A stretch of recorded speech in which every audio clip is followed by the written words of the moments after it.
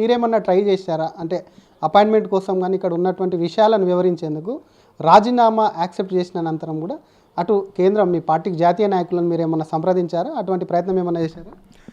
నేను మొన్న అమిత్ షా గారు బేగంపేట్ ఎయిర్పోర్టులో వచ్చినారు. అరవింద్ ధర్మపురి గారు నాన్నగారి స్టాచ్యూ ఇనాగరేషన్కి నిజామాబాద్కి వాళ్ళు ప్రోగ్రాం పెట్టుకున్నారు.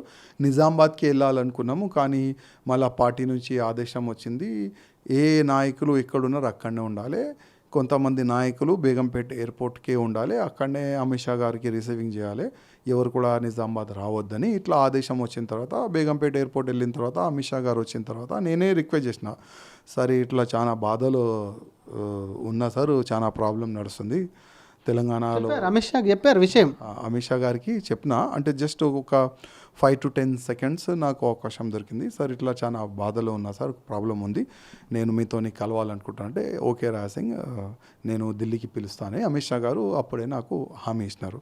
దాని తర్వాత కొన్ని చాలా వరకు ఇష్యూస్ అక్కడిక్కడ జరిగింది, ఆ రాష్ట్రంలో ఈ రాష్ట్రంలో, అక్కడ అమిత్ షా గారు బిజీ అయిపోయినారు అనుకుంటా.